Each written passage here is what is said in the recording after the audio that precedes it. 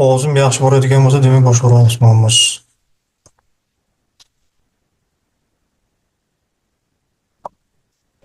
Demak, e, kasalliklarga qarshi kurash, kasalliklardan oldini olish, e, hasharot va zararkunlarga qarshi kurash bo'yicha demak bo'limimizni tugatdik intensivda. Endi o'g'itlash mavzusiga kelgan bo'lsak, o'g'itlash mavzusida demak barcha bog'larga ikkita doimiy analiz qilishimiz kerak. Birinchi bular. Demak, tuproq analizi va barg analizi. Ikkita analiz bizlarga juda muhim. Birinchi o'sha ikkita analizni doimiy qilib, bizlar hosildorlikni sifatli, mo'l va doimiy qilishimiz mumkin. Demak, tuproq analizi haqida gapiradigan bo'lsak,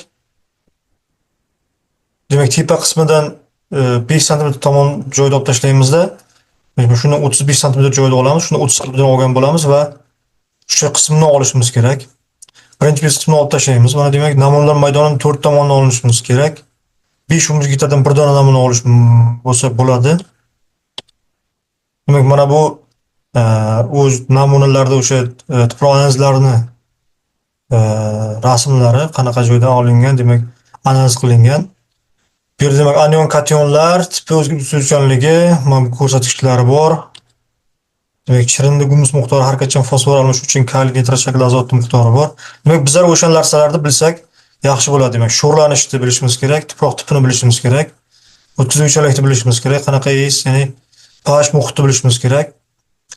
Namunadagi o'sha gumus miqdorini bilishimiz kerak, har qachon fosfor almashish uchun kaliy va nitrat shaklidagi azot miqdorini bilishimiz kerak. Azot endi o'sha ko'pincha kerak bo'lmaydi, chunki sababi azot bahorda hisoblanilmaydi, yuvilib ketgan bo'ladi. O'sha uchun uni keyin azotni demak doimiy berib olishimiz kerak, tomda suv hosiliga qarab. Demak, tuproq sig'imini o'lchashimiz juda muhim. Kalsiy, magniy va kaliy nitrat miqdorlari kerak.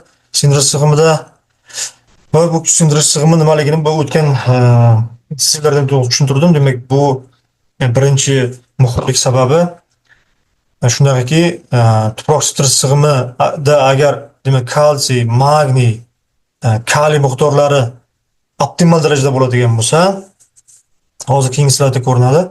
Bu tuproqda deylik boshqa anion va umuman boshqa kation anionlarda ushlab turishi, ya'ni o'g'itlarda ma'lum miqdorda tuproqda ushlab turishi, yuvilib ketmasligini oldini olishga yordam beradi.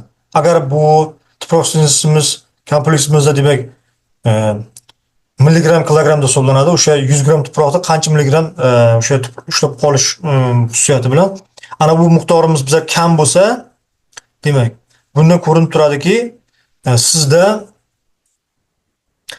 bu sindirish sig'imi kam bo'lgandan keyin o'g'itni doimiy tez berishingiz to'g'ri keladi. Chunki ko'p bersangiz sindirish sig'imi ushlab qola olmaydi, uni pastga tushib ketadi.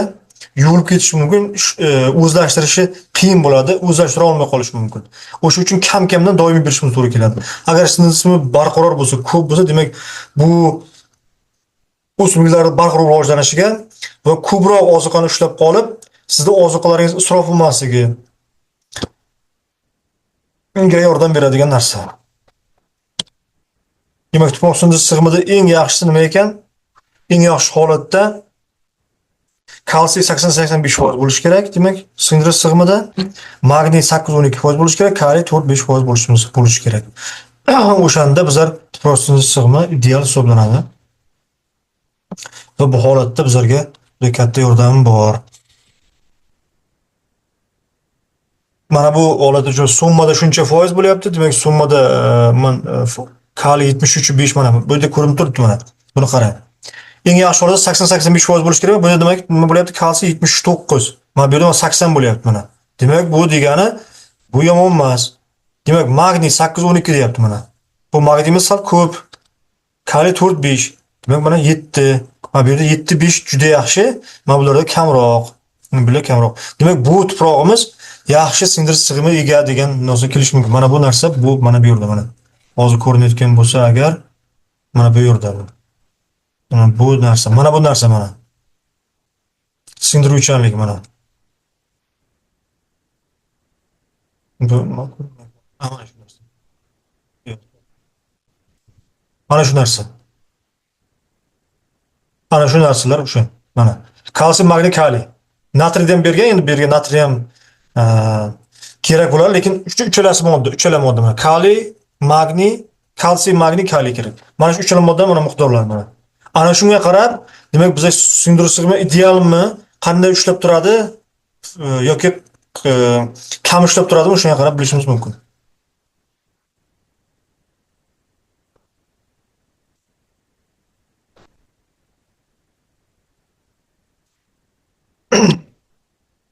Demak, tuproqning tarkibidagi fosfor, kaliyning umumiy miqdorlari bular.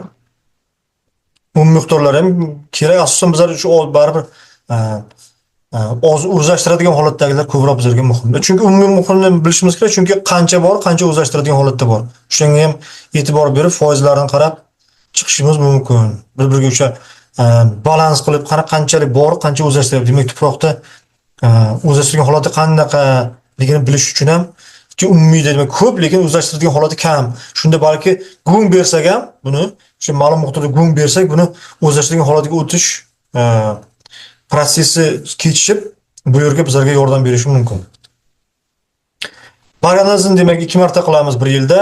Gullashdan 6-8 hafta keyin o'g'itlash va bargni oziqlantirish bilan boshqalar. Ya'ni bu nima degani, mana qisqartirib yozganimiz.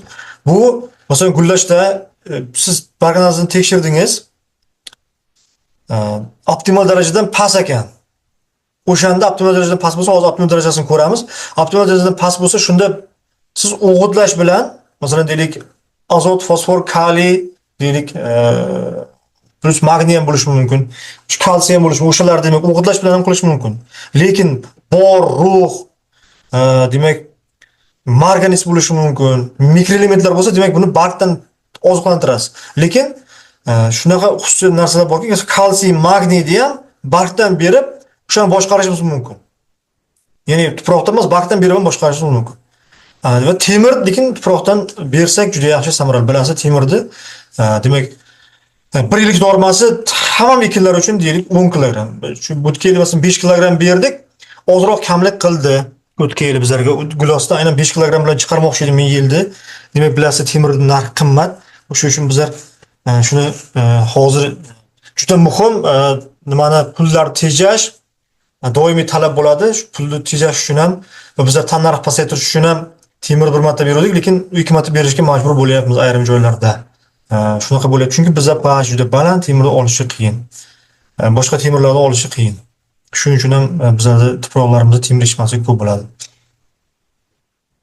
Xo'p, agar hosil terimidan keyingisi, demak, birinchi marta shunaqa oldik, ikkinchi marta hosil terimidan 4-6 hafta oldin. Nima bo'lib bu ham muhim. 4 hafta oldin olishimiz juda muhimligi sababi aytayin. Bu shunaqaki, bu 4 hafta oldin, agar 4 hafta oldin nima uchun? Sababi o'sha paytdan boshlab bizlarda mevamiz kattarish boshlaydi. O'sha paytdan boshlab kattaradi mevamiz. Va shundan bilishimiz mumkin. Bu yerda 4-6 hafta oldin olib berishimiz kerak. Demak, shunga qarab tez o'g'itlarni nima qilsak, bersak, bu degani bizlarda mevani hajmi biz kutgan darajada bo'ladi. Buni ham o'g'itlash va bargni oziqlantirish bilan boshqariladi. Keyingisi, demak, gilos va olcha daraxti barg analizi standartlari bor. Mana demak, optimal diapazon bor. Foizda azot 2,2,8, fosfor 0,14, 0,3, kaliy 1,12, 2,5, 2,5, kalsiy demak 1 va 2,5, magniy 0,3, 0,8 standartlari bu. Xo'sh, optimal miqdorlar bu yerda ham ko'rsatilgan. Demak, kaliy 1,2-2,5, azot 2,2-2,8, fosfor 0,14, 0,3, magniy demak temir, mana bu yerda mikroelementlar qo'shilgan ekan, shuning uchun bular ozroq bu tepada ozroq takrorlanish bo'lgan. Temir demak 250-250 mg. Demak, bizda temir ham ko'p. Ruhni ko'ryapsiz, 15-50 mg kilogram, bor 20-70 mg kilogram. Shu bor bilan bor bilsangiz, mana bu olmalarda juda ham muhim edi. Olmalarda ko'p edi. Lekin bu yerda sal kamroq ekan. Milligram kilogram hammasi. Bu milligram kilogram 1 kilogram demak 1000 grammdagi gramlar hisobida bo'lyapti. Demak, qishki o'g'itlash bo'ladi. Demak, birinchi o'g'itlash уже bargdan bo'lyapti. Bir o'g'itlar 3 ta bo'lishi mumkin mana. Demak, birinchisi tomirdan beryapmiz. Sezon davomida, mavsum davomida beradigan o'g'it u tomirdan beradigan o'g'itlarimiz, tuproqdan beradigan va bargdan beradigan o'g'itlarimiz va uchinchi xil qishki o'g'itlash. Demak, 3 ta o'g'itlash bor. Tomirdan, tuproqdan, bargdan va qishki o'g'itlash. Qishki o'g'itlar alohida. Qishki o'g'itlash o'tgan safarlar ham men aytib o'tdim, demak, chirigan go'ng berishimizga 10 tonna gektarga ammonium nitrat 30-50 kilogram berishimiz kerak. Nima uchunligini ham aytib o'tdim. Demak, ammonium nitrat demak, gullash paytida kerak bo'ladigan juda ham intensiv tarzda, juda ham kritik davrda kerak bo'ladigan azotni bu balans qilib turish uchun, demak, shu paytda azot bizlarga o'sha doim bo'lgan holatda turadi va tezda o'simlik kerak bo'lganda o'zlashtira oladi. Demak, 1 tonna gilos va olchamiz, vishniyamiz, bir de hosil ham bor. Shox-shabba va barglar bilan bog'dan quyidagi makromiklimda olib chiqib ketadi. Chunki hozir ko'p bog'lar bilasiz, kesgandan keyin uni yig'ishtira olamiz buni. Demak, kesilganda yig'ishtirib olindi, demak, barg ketyapti. Hosil novdalar ham ketyapti, chiqib tuproq qaytarib berganimiz yo'q. Demak, shularni ham hisobotga olib, bilasizlar, danakli mevalarda urug'li mevalarga qaraganda ko'proq oziq olib chiqib ketadi va ko'proq o'g'irlashimiz kerak. Meva kichkina bo'lsa ham, tonna kichkina kam bo'lsa ham, masalan uchun deylik 10 tonna gilos, masalan deylik 30-40 tonna olma bo'lsa, demak, uni bilan oziqlarni olib chiqib ketishida farq bor, qarang. Olmada deylik 1-2 bo'lsa azot, bunda 6-8 kilogram bo'lyapti. 2 kilogram azot bo'lsa, bunda 6-8 kilogram bo'lyapti. Va bu o'g'itlashimiz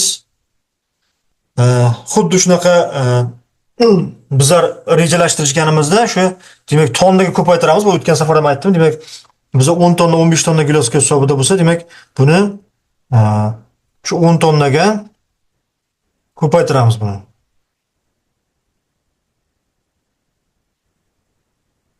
10 tonnaga ko'paytiramiz. Va demak, fosfor 2,5-3,5 kilogram bo'ladi. Fosfor demak sal ko'proq olib chiqib ketyapti. Fosforga e'tibor berish kerak. Kaliyni qarang. Kaliy juda ham katta miqdorda 8-10 kilogram olib chiqib ketyapti. Bunda demak ko'proq kaliy berishimiz kerak. Kalsiy 5-7 kilogram, bu ham ko'p. Magniy 1-1,5 kilogram, temir 25-40 gram, bor 8-12 gram, rux 10-15 gram, mis 3-5 gram. Misni bilasiz, borda demak bargdan beramiz, ruxdan bargdan beramiz, temirni tomirdan beramiz, magniyni ham bargdan berishimiz mumkin. Biz chiqarlarimiz magniy juda ko'p, kalsiy ham ko'p. O'sha uchun demak magniy kalsiyni bargdan bersak ham inshaalloh bizlarga yetarli bo'ladi, xudo xohlasa. Temir 25-40 gram, bor 8 bersak bo'ladi, lekin bunaqada kalsiy, magniy bu juda qimmatga tushib ketadi bizlar agar tuproqdan bersak. Lekin berishimiz kerak, bersa katta foydasi bor. Qachon berishimiz mumkin? Masalan, shunaqa narsani hisobga olish kerakki, agronom shunaqa narsani bilish kerakki, masalan uchun bog'dan o'zi bir 2 tonna hosil oladigan bo'lsa, unga hamma elementlar berib, uni o'zi ko'paytirib tashlab, kalsiy ham berib, magniy ham berib, temirda ham masalan uchun 5-10 berib, o'sha narxni oshirib yuborib, mikroelementlarni ham juda ko'paytirib berib, bular hammasi pul turadigan narsa. Pul turadi, bu degani o'sha tan narx doim oshib ketaveradi. O'sha 2 tonna bo'lsa, demak, tan narx juda ham ko'payib ketib, bizda muammoga uchrashimiz mumkin. Va o'sha uchun bizlar bularni demak inobatga olishimiz kerak. O'sha uchun bizlar ayrimlardan kerak-kerakdan berib, keraksiz narsalarni ko'paytirib yubormasimiz juda muhim. Xo'p, demak, o'g'itlash ham bu yerda shu bilan